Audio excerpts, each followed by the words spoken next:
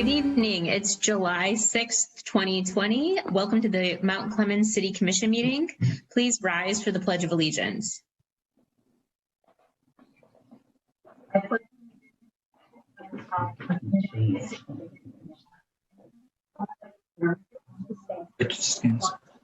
Under God, indivisible, with liberty and justice for all. Thank you. Roll call, please. Campbell. Here. Fournier. Here. Hammond. Here. Prop. Here. Menser. Here. Voorhees. Here. Thank you. Agenda item 4, announcements, acknowledgements, communications, and reports. We have an audit response. We do. Go ahead, City Manager Johnson.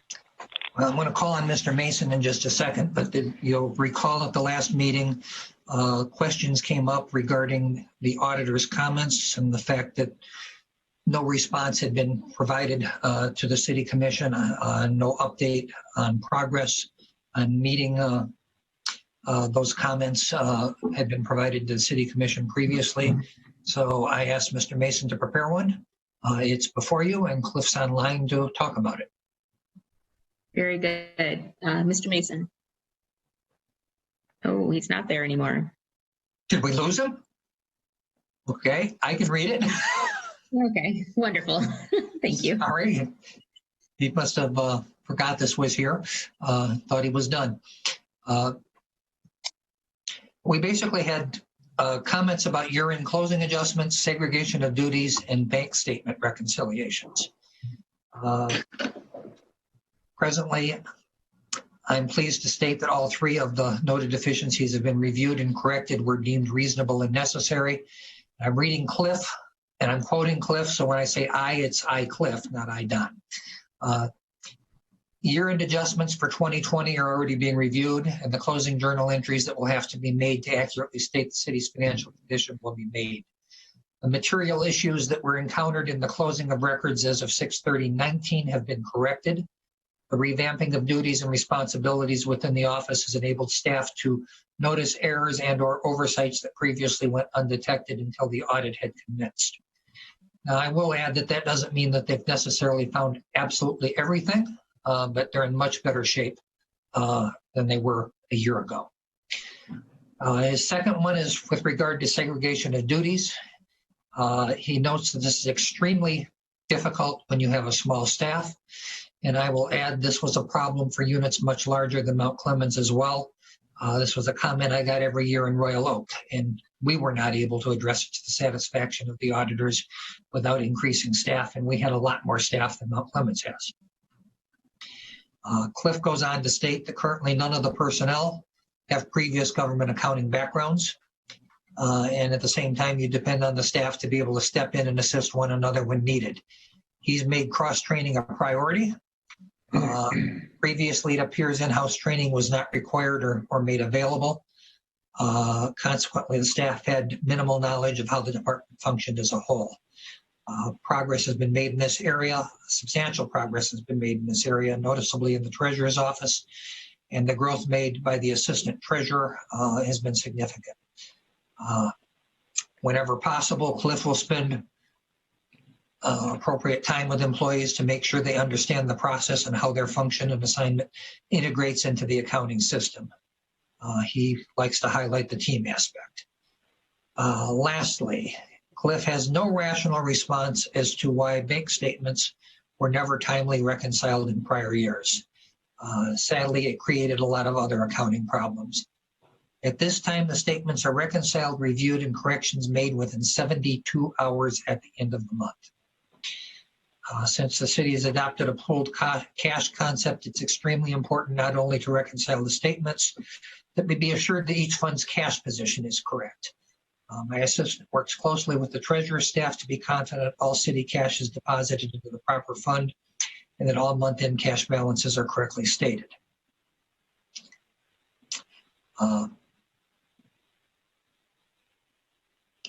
He further notes that he substantially reduced the hours of assistance that we're receiving from Plant Moran's consulting group, as necessary corrections and training sessions have been made in the department.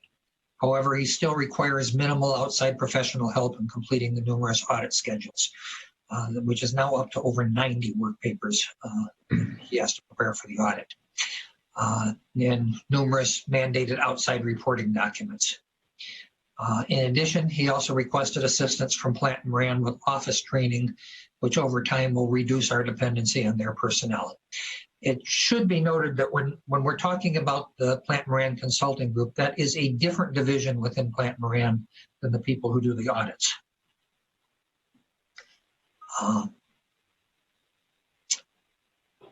For fiscal 2021, it was Cliff's intention to allow 2 staff members to attend several days of advanced training in government accounting. However, because of COVID-19, these workshops have been canceled until some future date. Lastly, even though Mount Clemens may be considered a small city, it has numerous more accounting issues than many of its surrounding neighbors. With several different tax abatement programs, including pilots, a TIFA, and a DDA, there is much to comprehend and significantly more detail to address. As mentioned earlier, without the funds to hire and retain individuals with experienced governmental background, it's imperative that we constantly train and incorporate a team approach to perform the duties and expectations required of the staff. And that was submitted by Cliff Mason and approved by me. I have a comment. First of all, I would like to congratulate Mary Ann Ross and Lori Holland for doing an excellent job without the proper training. They've taken their jobs and excelled at them and showed their loyalty to the city. I think the cross training is an excellent idea. I really wish it would have happened before. And if it had happened before, we might have had some of these fiscal issues like a year-end closing adjustments and bank statement reconciliations done a little bit more timely. But I think we really have to applaud the staff, the accounting staff, because as it states here, and as you said, none of our personnel have government accounting backgrounds, yet they have worked hard to do their jobs in the right way. And I really think that we have to acknowledge that, and especially those two. Thank you.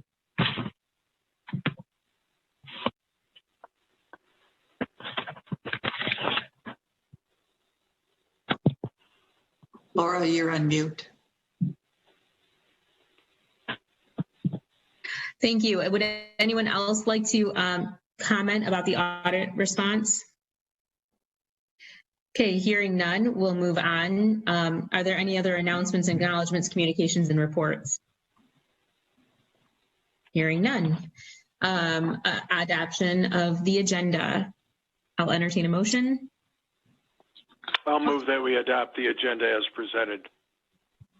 Support. Moved by Commissioner Voorhees, supported by Commissioner Hammond. Yes. Roll call, please. Campbell. Yes. Fournier. Yes. Hammond. Yes. Crop. Yes. Menser. Yes. Voorhees. Yes. Moving on to public participation. This is the portion of the meeting where the public is allowed to comment. What we ask, because this is a Zoom meeting, is for everyone to give us their first name, and then we will compile a list of those who would like to speak. We ask at that time when your name is called that you abide by our 3-minute rule. We also ask for your full name and your address, your current address. Do we have anyone who would like to speak today online right now? I need your first name.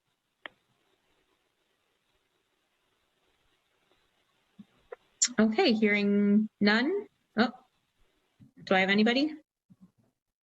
Okay, hearing none. We will move on to agenda item 7, administrative responses to issues or questions raised during previous meetings. We have a 252 North Wilson status report. City Manager Johnson. Yes, there were 2 public comments at the last meeting that required a response. The first one relates to 252 North Wilson. This was prepared by Community Development Director Brian Tingley, and I believe he's online, so I'm going to let him read that. Sure. Thank you, Don. At the June 15th, 2020 commission meeting, a resident inquired what the status of 252 North Wilson. After following proper notice procedures, the city had a contractor remove several junk items from the property in October of 2019, and subsequently the owner was billed approximately $270. The city had the owner in district court in January of this year for failure to register as a vacant property. It was subsequently registered and is currently up to date on that registration. A 10-day violation notice for blight was issued on June 3rd of this year. That was followed up with a second 10-day violation notice for blight on June 16th. And we do have an inspection scheduled this week, July 8th. The city's next course of action would be to have a contractor remove any junk items and or transfer the case to district court so that a court summons could be issued. The property was also placed on the city's weed cut list on June 3rd of this year so that it could be mowed by the city's contractor. Since that time, neighboring property owners have helped mow and maintain the grass, so the city's contractor has not cut it. In 2019, our contractor did mow this property on 5 separate occasions. Also following the June 15th city commission meeting, staff did make contact with the resident who spoke during public comment and discussed the status of the property, both over the phone and in person. And since then, staff has had regular communication with this resident who has been helpful in assisting us with updates.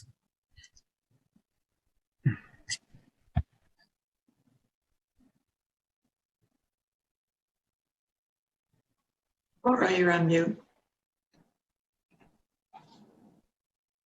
Sorry, I'm trying to avoid the background noise.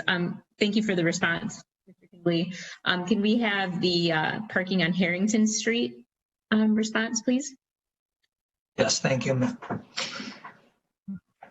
Also, at the last meeting, a resident asked the commission to consider allowing on-street parking on Harrington by the hospital.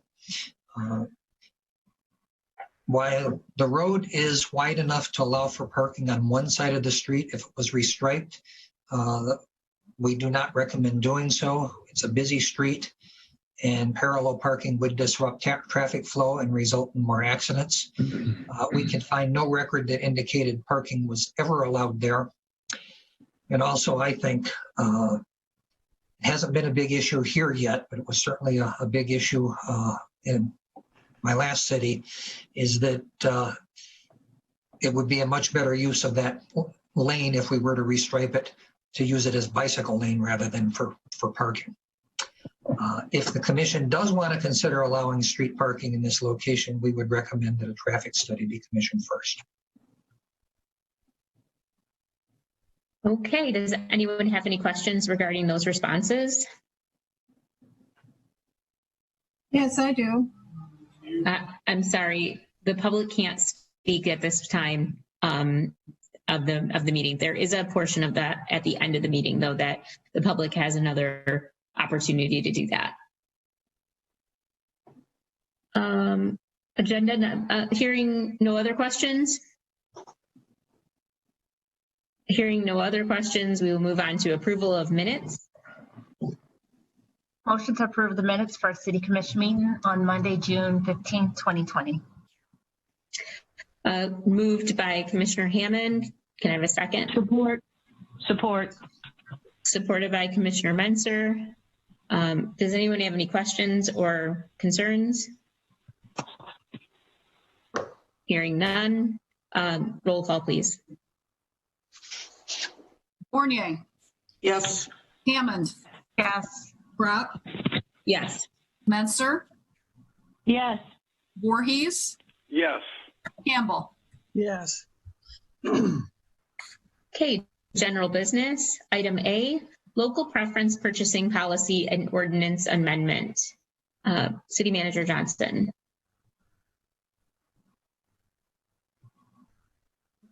Are we looking for a motion first before we introduce what it is? Yes. Okay. Could I have a motion, please, for the local preference purchasing policy? Motion to We've approve skipped 2 other the- items. Sorry, general business A. Sorry, I must have clicked on the wrong one on my agenda. I'm sorry. Local No, we preference is didn't. item C. No, it's No, not. it's not. It's Item general A. business A. It's A. item A. Okay. Okay. Thank you. It's Not on my screen. Okay. Is Item 9A, motion to approve a local purchasing policy as presented. Support. okay. City Manager Johnson. Okay, you've got 2 documents that were prepared by the city attorney. The first is the local preference purchasing policy, and the second is a revised ordinance. The recommendation that we provided will adopt the policy, acknowledge first reading of the ordinance, and schedule second reading of the ordinance for July 20th. Excuse me. I think the motion, she's already made a motion to adopt the policy. I think you should complete that and then have someone make a motion for the ordinance amendment. There's 2 separate issues here. We need to adopt the policy and then adopt an ordinance. Well, that's where there's a motion that's already been made and seconded to adopt the policy. So I think I would just complete that and then have a motion to amend the ordinance as presented. I get. If she moved the action that was recommended, if she did both. She didn't, though. That's what I'm saying. If the clerk would read back the motion that Commissioner Mentzer made, you'll see it only addresses the one item. Perhaps she can amend her motion to follow what you had put out. Right, because I only said the purchasing policy. I read the first line under recommended action, approve the purchasing policy as presented. And let me stop right here. This is very confusing. I would really like to go back to where a motion is made, a motion is seconded, a description is read, we have a discussion, and then we have a vote. This resolution stuff is confusing everybody, not only the commission, as shown right now, but the residents too. So that's my rant. So I will amend the motion. The motion will now be to approve the purchasing policy as presented and to approve the revised purchasing ordinance as presented. Now I need a second. support.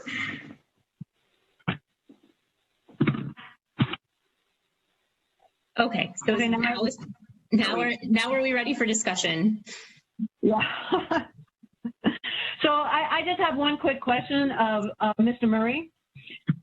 Thank you very much for writing this ordinance. You know, I've been complaining about this for a very long time.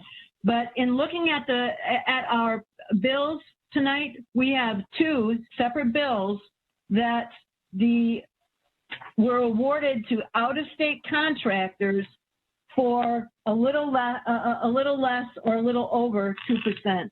The Tri-Gas company, it came out to be just a little bit over that. It's 60 cents versus 57 cents. My question is, because there are 2 bills like that tonight, you have in the ordinance 2% for Macomb County businesses, right? What did you call them? Qualified local supplier. Is there any way, or would this make this, extend this very long, Attorney Murray, that we could include something for Michigan? Well, then you'd have to redraft the policy. And you'd have to have you'd probably have to then have another percentage number for businesses that are not county businesses or local Mount Clemens businesses. You'd have a third category. Is anybody else, any other commissioners, want to weigh in on that? Or do we want, Can we use, I mean, I would really like to see this get done. Can we just have even a directive to the staff that if it is, when we look at these, that if it's such a small percentage that we defer to a Michigan company? Because this will put it back then another meeting, correct? Because we'll have to rewrite it. That'll be the first. We can't just, I don't think we can just give a directive because this is a policy. There's a current policy and a current ordinance that how is the directive and is a specific way of people, of everyone who bids, and we can't just because it's going to be confusing as all get out. I can't wait to see what term you come up for the qualified special state supplier, maybe. Right.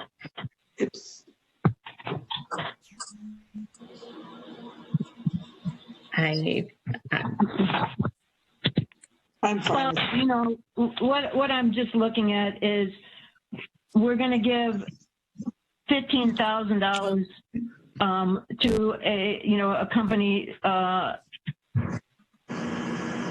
Detroit versus versus Kansas, and then we've got another one, Detroit versus Irving, Texas.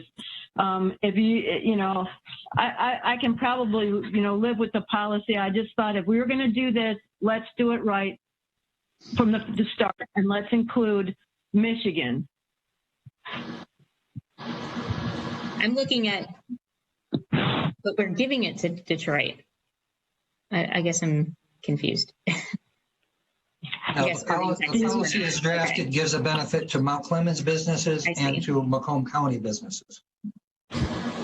It doesn't do anything for Wayne County or for other parts of the state.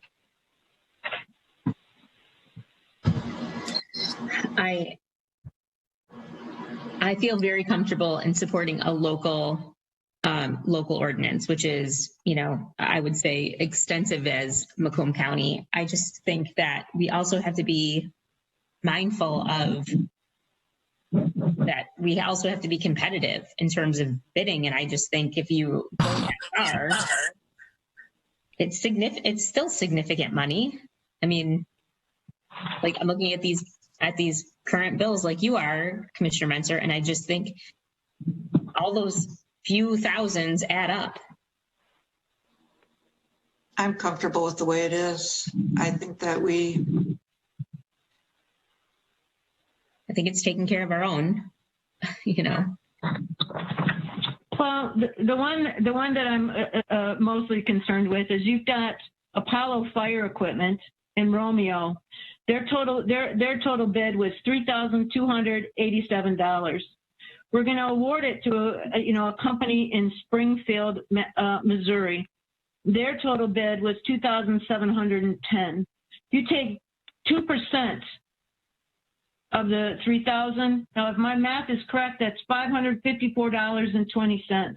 You add those together, and that takes the Springfield bid to $3,264, which is less than the bid for Apollo. So it looks to me like if the majority wants to ignore the Michigan one, I can live with it. Well, and Romeo would fall under Macomb County. I mean, and it also looks like on there they're not talking about the same battery or the same thing. 40. Well, it's talking about batteries, but the right. Total cost. I'm looking at the column that says total cost. I understand that, but I'm also understanding that the bid might not be apples to apples. So, Yeah, I think if we see one that is very close on Michigan, we can do, I believe in the past, when we've seen one where we want to do a special, make an exception, if you will, to the lowest bid, because it is a state or a local, couldn't we just do that and go with this policy? Yeah, and that's brought to you by the administration. Oftentimes we'll bring an explanation as to why they do not want to go with the lowest bidder. Sure. It can be for reasons of convenience, they're closer, they can service better, etc. But you do that on a case-by-case basis. If you put too many exceptions in here, you're going to eventually get to the point where the whole bidding process is eliminated, and you're just picking and choosing, and you really can't do that. You got a charter that is pretty clear cut. The majority of the cases, you are supposed to select the lowest bidder, and you do have that fiduciary responsibility to the taxpayers, as well as the attempt to help local vendors. Are there any other questions regarding the specifics of the ordinance?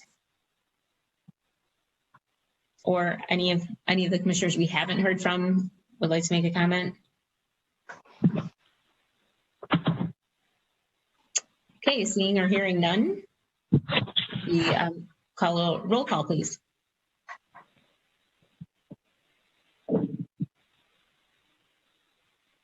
Kathy, you're muted. Yes, I'm.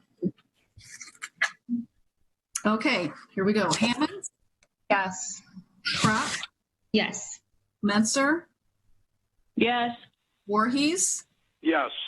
Campbell, Yes. Fournier, Yes.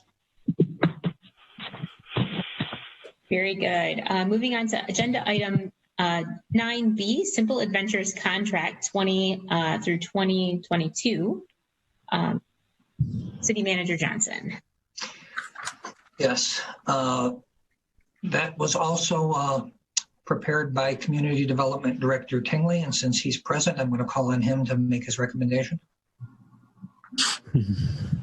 Oh, we need a motion first, correct? Yes. Okay. Could I have a motion, please? Motion to approve the Simple Adventures contract for 2020 through 2022 as presented. Very good. Okay. Support. Thank you. And to, excuse me, Mayor, add to the motion and to authorize the mayor and clerk to sign the same. And to move to approve the Simple Adventures contract for 2020 through 2022 and to authorize the mayor and the city clerk or city manager to sign this. City clerk To sign this contract. Support. Very good. Okay. Is there, can we go ahead and have Mr. Tingley explain the contract, please? Sure. Thank you, Mayor. So I am recommending the city enter into this concession agreement with Simple Adventures. As Commissioner Fournier mentioned, the agreement would be for the next 3 seasons, this year and the following 2. It would include a rental fee of $1,500 that would cover all 3 years. In 2019, the city applied for a grant for the reconstruction of Jones Street adjacent to MacArthur Park. In December, the city's application was among those recommended for funding by the state. However, the legislature has still not appropriated funding for the award cycle, and we do not know when this will occur in light of the impact of COVID-19 on state operations.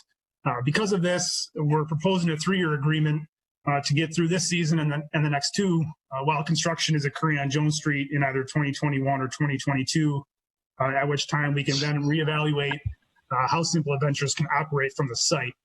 Their current arrangement is that they meet customers at MacArthur Park, shuttle them to Bud Park in Clinton Township, and the customers paddle back to MacArthur Park. And they also do some hourly rentals out of MacArthur Park. After construction of the project, we hope there's an increase in demand and they may be able to have a more permanent presence at the park as they do at Lake St. Clair Metro Park and New Baltimore.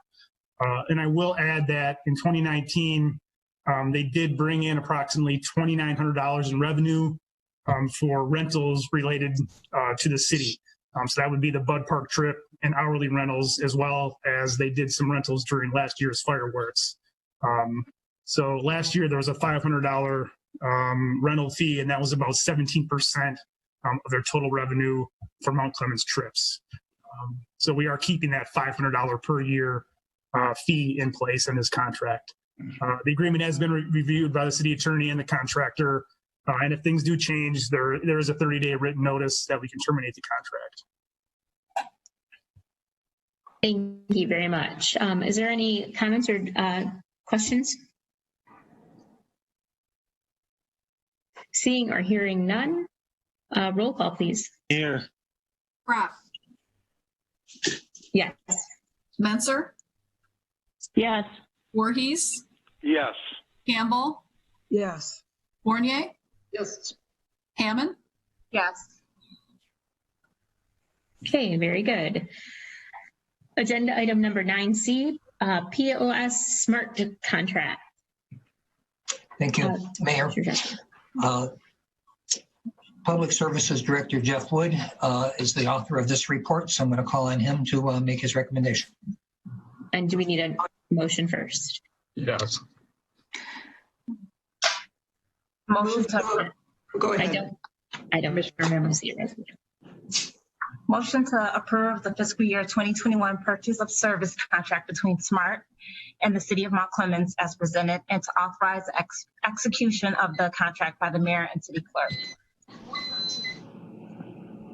Support. Very good. Supported by Commissioner Menzer. Go ahead. Wood? Okay, so before you is the purchase of service contract. It's a agreement that kind of outlines the operating arrangements between SMART and the Mount Clemens Dial-A-Ride, and has the SMART subsidizing the Dial-A-Ride with municipal and community credits for operating costs up to $46,165. Very good. Stop. Okay. Does anyone have any questions or comments? I have one question. Hi. Is the 46,165 comparable to the prior years? That's actually a small increase from previous years. Okay, and who is the project manager? Are you, Mr. Wood? Who is the? Well, I oversee SMART. There is a supervisor, Carol Dolan. Oh, Carol is, okay. Yeah, who oversees the operations of Dial-A-Ride. Okay, thank you. And I have a question. You just answered Commissioner Fournier's question about the increase. Was the fare structure changed? No, the fare structure is exactly the same as it has been years previous. Okay. I noted that there's a percentage in here about the no-shows, and according to the statistics that we just got last month, the no-shows, it looks like that they actually decreased quite a bit, and I'm sure that's because we don't have as many riders. But are we watching this for the 5% of total calls? Is somebody tracking that? Yes, Carol tracks that, and we have to report all of that type of stuff. We have to report, the number of disabled persons that we transport, the no-shows, the number of passengers. We have to report all of this to SMART. And we report that according to this, on a weekly basis? We report that monthly. Oh, okay. All right. It just says that the percentage of no-shows should not exceed 5% on a weekly, but that's okay. No biggie. Have we followed through on the penalties of a no-show fee of $1? We charged, we follow through with a double fare. So if they have $1 fare, then it's obviously $2. So. Okay, thank you. Yep. Does anyone have any other questions? Okay, seeing or hearing none, roll call, please. Menzer, Yes. Voorhees, Yes. Campbell, Yes. Fournier, Yes. Hammond, Yes. Crop. Yes.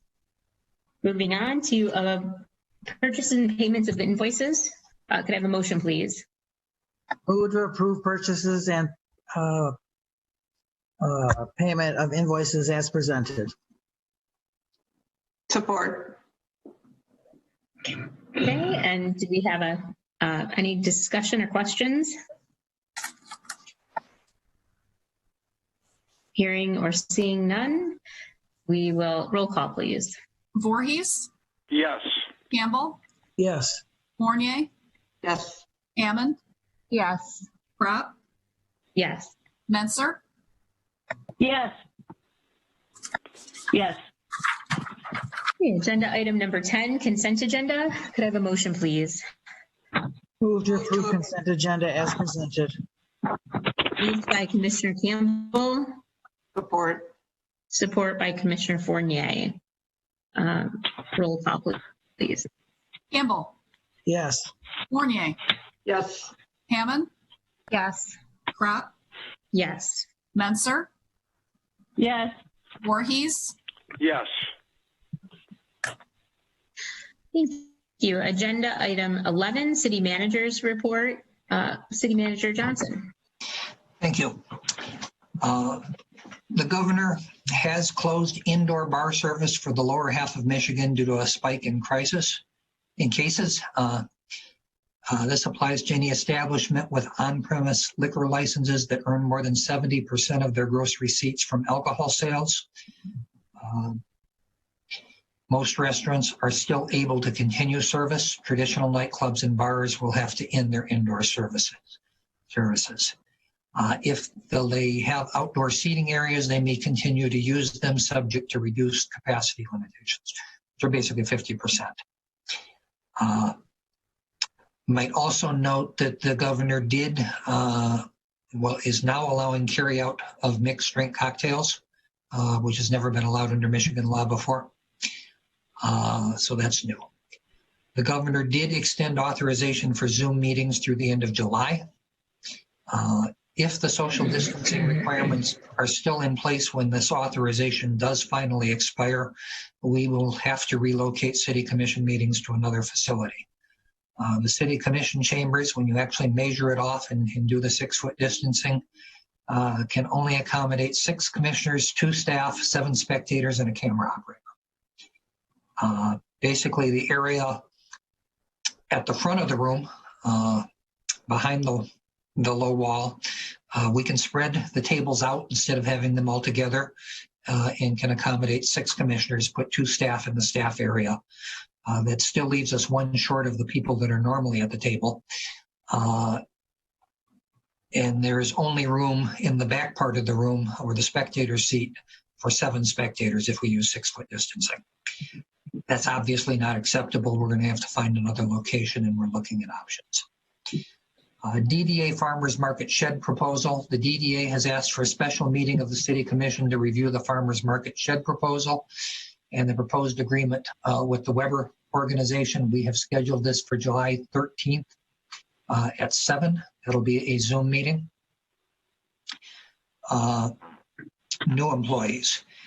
We're very excited to be welcoming Kate Bell as our 2020-2021 fellow through the Community and Economic Development Association of Michigan and their community fellowship program.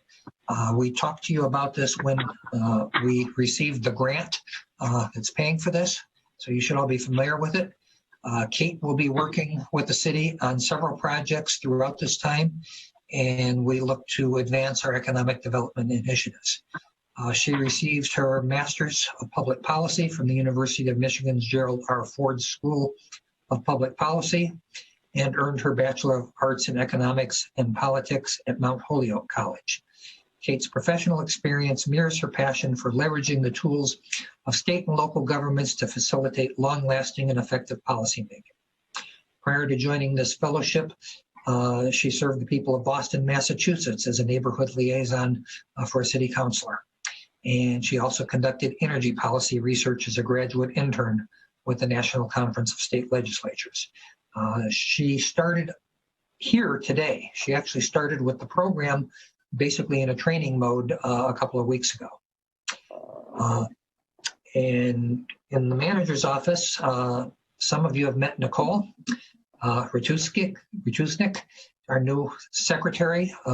Actually, her job functions are focusing very heavily on making improvements to the website and social media. She's a 2018 grad from Oakland University with a double major in human resources management and marketing. Prior to this position, she worked as an HR and customer service representative at Little Caesars Arena.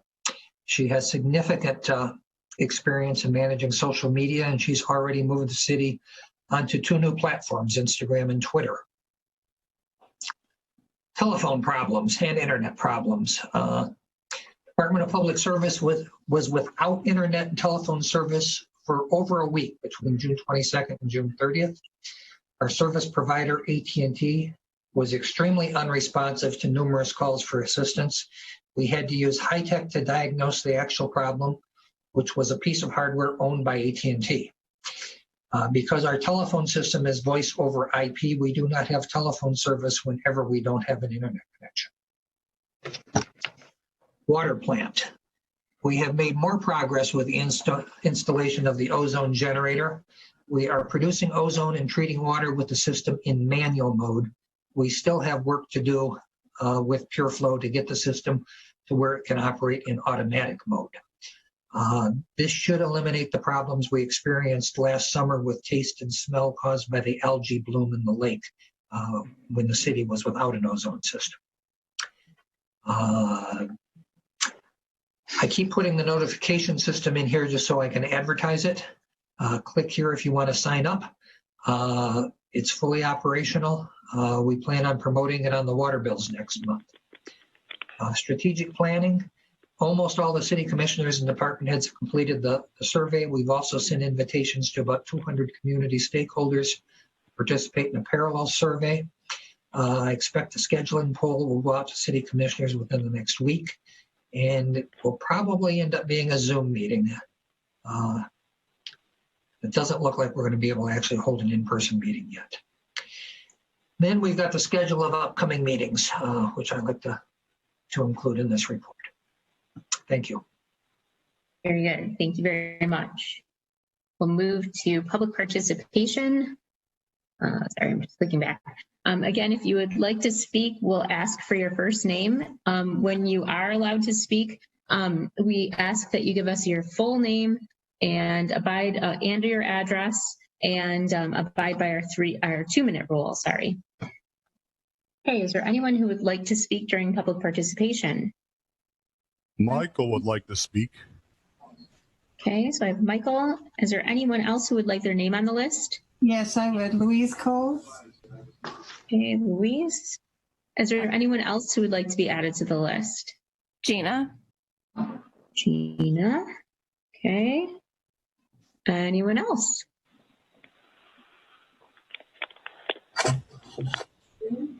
Okay, hearing none, we'll start with Michael. Can you give us your full name, your address, and abide by our 2-minute rule? My name is Michael Zubas.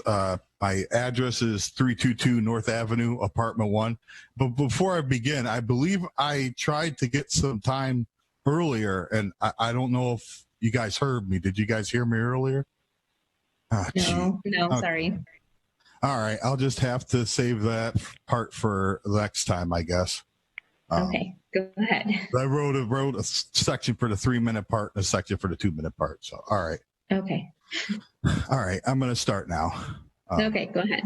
All right. I would like to add into the discussion that I will give later the Cass Avenue. It is named after Lewis Cass, former governor, I believe. If so, we need to change it. My argument for changing the name of Cass Avenue is that he was the architect of the Trail of Tears, a forced march of indigenous people to the state of Oklahoma. Lewis Cass has been said to have been instrumental in it working as the Secretary of War at the time. I propose two ideas, either rename Cass to Crocker Avenue or Clemens Avenue. Neither are an avenue right now, and Clemens Street and Clemens Avenue might not be in the same area, but would still be appropriate since Mount Clemens. I also asked the commission to work with Clinton Township to change their section of Cass Avenue to another name as well. And I will try to talk to them myself at a meeting in the future. Have a nice day. Thank you. Thank you for your suggestion, Mike. Moving on to Luis. Unmute yourself there, Luis. I got to mute myself. Okay, here we go. There we go. Okay, can you give us your full name and your address? Yes, it's Louise Cole. It's 1019 Harrington Street, Mount Clemens, Michigan. I just wanted to make a few comments on the decision of Mr. Johnson. I have quite a few neighbors on the right of me because I'm almost on the corner, and they would all like to see the parking. There's only 2 blocks that really are not allowed to park because that's facing the hospital. The south side of the street, as I stated, is the only side we'd like to have some parking. 3 houses down are 3 nurses that work at the hospital. Most of the people on the street are either retired or they're working in the medical profession. And they have to, they have to parking. The way these driveways are, we only have room for 2 cars at a time. And one has to back out to get the other one out. As far as a bicycle lane, I can't see where a bicycle lane is going to do much good when you're only going to have 2 blocks of it, because anything past the 2 blocks, it's all allowed parking on both sides of the street. They've redone the street so it's wide enough that one side could park. And whatever, I guess I could go around and get a signed letter from all the neighbors that want this. So that's all I have to say. Thank you. Thank you very much. Next we have Gina. Go ahead, Gina. Give us your full name and your address, please. Hello, can you hear me? Yep. Just making sure. Gina New, 51 North Highland. I just wanted to take this opportunity to let everyone at this meeting, as well as watching this meeting later, just make them aware that Neighbors Helping Neighbors is actively currently seeking nominations for properties that may be facing blight citations due to hardships. Help is out there. We are here to help. If there are properties where things like seniors, disabilities, surgeries, financial hardships, we are here to help. We've been spending this entire quarantine trying to find ways to safely get back into action. And we feel like we're at that point now, and we are just looking for neighbors to go meet and help out. Thank you. Thank you very much. Okay, I think we've covered everyone. Is there anyone else who would like to speak during public participation? In case we missed anyone? Okay, hearing none, we'll move on to commissioner comments. Commissioner Voorhees. Yes, I'd like to extend my deepest sympathy to Don Johnson on the passing of his father, and of course his mother was within months of each other. We do express our deepest sympathy to him. Also, the census, make sure that you're taking the 7 to 9 minutes it takes to fill out the census form. It's very important for the city of Mount Clemens. It gives us federal money and state money, and also representation on the federal and state level. I'd like to make a comment that on Friday I received my absentee ballot. Again, remember that this ballot, you can only vote in one party or the other. But the other most important thing is the city commission race, which appears on the right-hand side. With that, once a Clemite, always a Clemite. Very good. Thank you very much. Commissioner Menser. I'm cautiously optimistic and excited that we finally passed the local preference ordinance. As I said earlier, it's been something that's been on my agenda for a long time. I'd like to give a shout out to Lenny Bertrand of our water department for all of the work that he's done in getting the ozone filter, up and running. Thank you very much, Lenny, and your staff for everything that you've done. I would also like to shout out, we have some incredible staff. We have staff that have worked through a lot of strange and unusual situations and not their usual jobs because of all this COVID stuff. So I think that every single staff member that we have deserves appreciation and a round of applause. The rec bowl is open. I had an unpaid furlough day today. The county is doing that. So I met a friend over at the rec bowl and had lunch out on the patio. I encourage everyone just to go back to using some of our downtown businesses that have the outside eating. Of course, people can eat inside right now, but it's out and available for you. Our businesses are open downtown. I bought some books from Paperback Writers, had a nice discussion with them. Please support local. That's what it's all about. That's why that we live in a city like this. I'd like to give a shout out to Josh Alger for the bicycle parade. This is like the 24th annual bicycle parade in Seminole Hills. There were a lot of people there. There were a lot of kids that enjoyed the bike parade. It was a lot of fun, and it was a good hometown 4th of July event. I'd like to give a shout out to Sean Andrzejewski for putting together the fireworks display over near Olson Park. People chipped in, and we had a marvelous display. It was well done. Safety protocols were followed, and the trash was picked up by Sean and his friends. So thank you, Sean Andrzejewski. And finally, I'd like to say the library is up for a millage increase. If you have any questions about the redesign, and it is absolutely beautiful, of the Mount Clemens Public Library, please contact them. Contact Brandon Bowman, the director. I look at the library as a passport to entertainment, to knowledge, to travel. The library is a gem, and I think that we should support this millage. And that's what I have today. Thank you. Commissioner Campbell. I want to thank Brian and Community Development for helping to work toward a solution that will be acceptable for the neighbors on Wilson regarding their concerns on that property. And that is it. Thank you.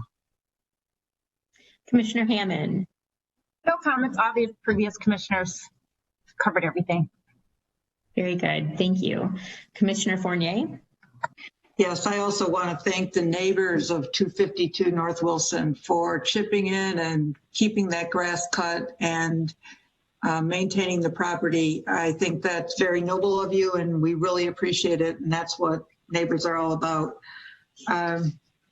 I also would like to suggest on Harrington Street, while I would love a bike lane, I would love bike paths all the way through the city. It's something that I hope we can look into in the future.